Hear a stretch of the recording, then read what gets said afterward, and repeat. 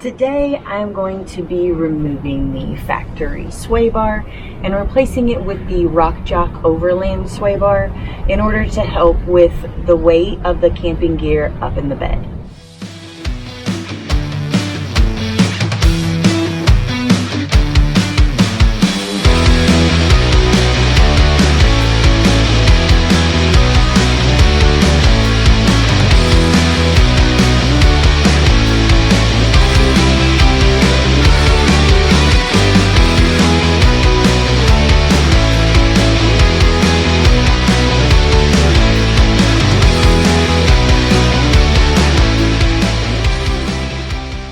And 6 short bolts later, we've got it out. Now we're ready for the new. Now that I have removed the factory Swaybar, we need to move over to the rear driver's side wheel well and remove a sheet metal bracket here that is holding 2 push clips. So I'll get in a little bit closer and show you what I'm talking about. So we're now in the rear driver wheel well, and this is going to be the bracket that we are removing. But first we need to get these clips off with a trim fork.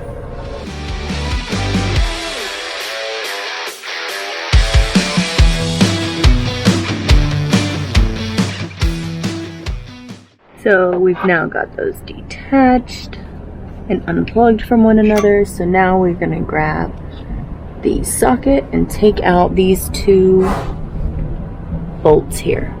So now you take your 13mm socket and get these 2 bolts out.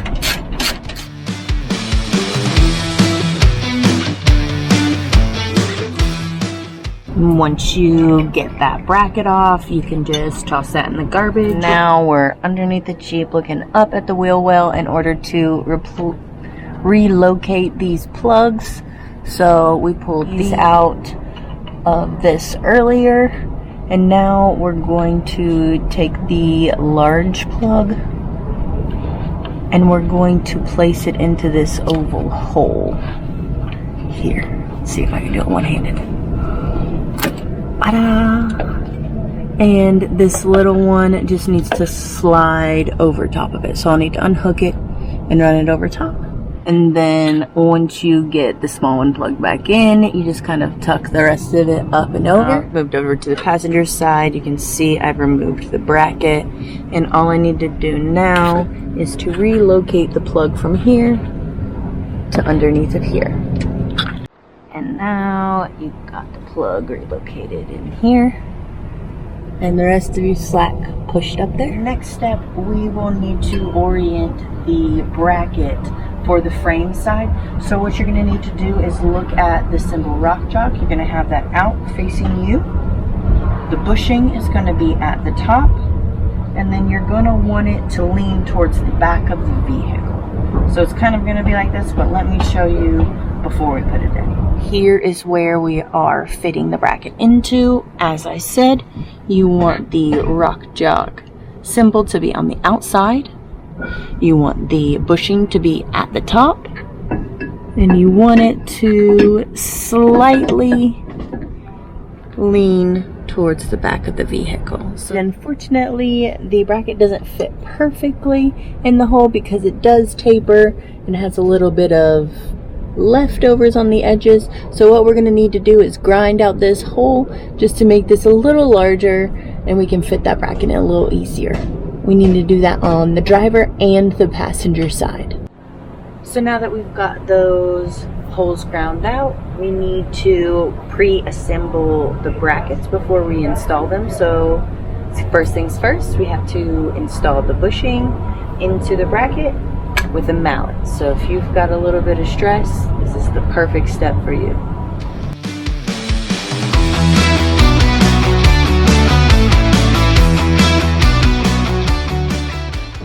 Alright, there's your finished product.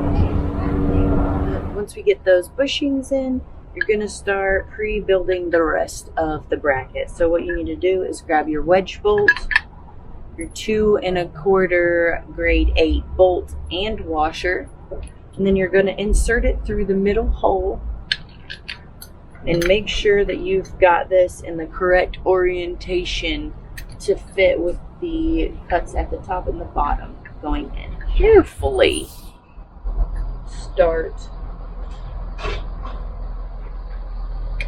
that bolt in there. And then once you get that, go to the other side and do the same thing.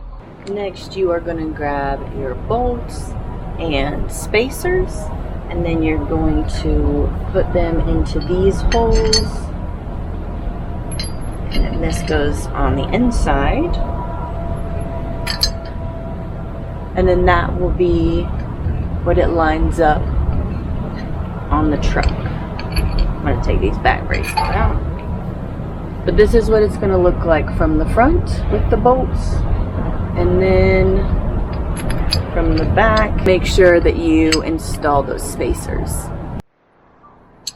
And once you get your bracket completely assembled, you're going to install it where you took out the last brackets.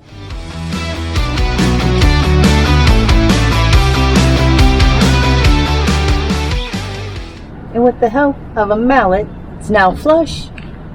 And you've got spacers on either side. You can start tightening it down. Next, you get a 13 millimeter. You can tighten down these bolts. We're gonna tighten down that wedge nut with a 3/4. Now that we've gotten the first bracket on and the poles through, we're gonna go to the other side and get the other bracket on. Now we've got the bracket pretty much lined up, and the pole is pretty close to lined up. So now we're just gonna use a little persuasion.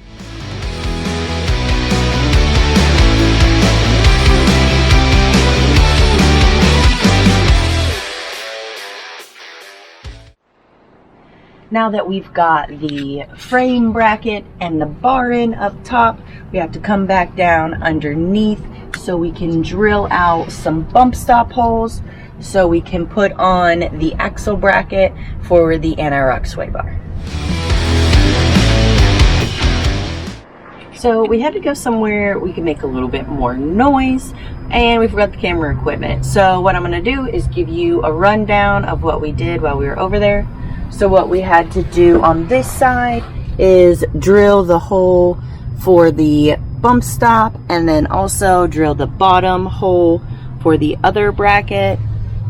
And then on the driver's side, because we switched to the Spicer UD60s, we had to modify the bracket just a little bit and cut out a section, if I can move that, you can kind of see, so that the pre-existing bolt hole will fit. And then we also had to drill out the same interior for the bracket and on the shock mount as well. And now we just have to tighten everything down. So I couldn't get my fingers down into this shock bracket. So what I've done is I've gotten myself a magnet and I've just stuck that on there, and then just very carefully stick it down and into that shock tower until it lines up with your bolt hole, and start threading. Once you get that nut started, just tighten it down with the 3/4 socket. And there we are. So now that we've got both sides brackets tightened down, it's time to move on to putting on the double shear clamp onto the arms. So what we need to do, we're going to start with our passenger side. We need to make sure the bolts are facing the tire, and the spacers are on the inside towards the frame. All right, so let's get this started.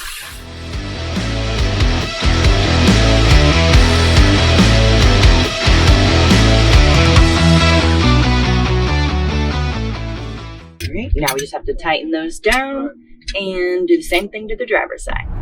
So now that we have the arm assembled, we're going to put it onto the bar. When you're putting it onto the bar, you just want to make sure that both sides are on the same splines.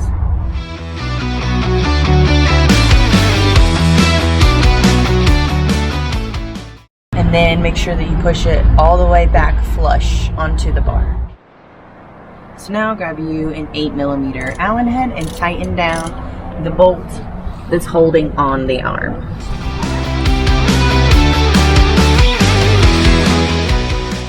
Now you're going to take a little bit of anti-seize and put it into the hole.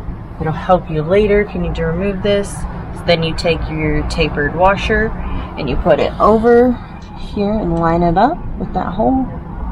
And then you take your provided bolt and start it.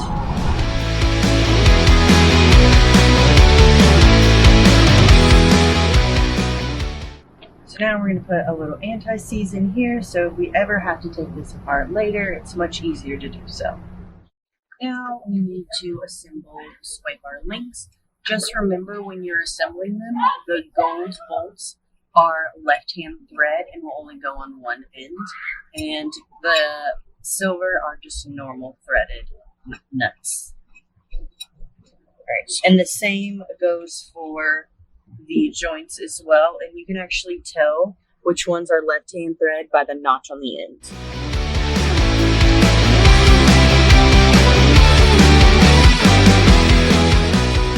Alright, so now that we've got this arm assembled, let's get it put in.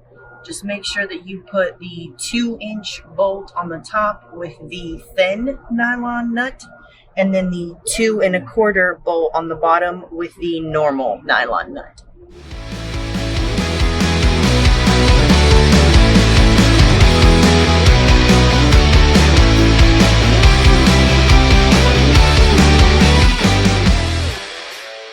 So go grab you a 3/4 wrench and a 3/4 socket. Let's get these dudes tightened down.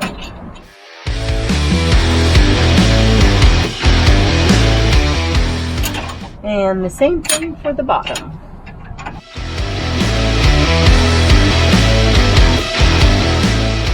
And lastly, make sure that you tighten down your jam nuts, and remember that the bottom is reverse threaded. And that's a wrap on the RockJock AntiRock rear sway bar.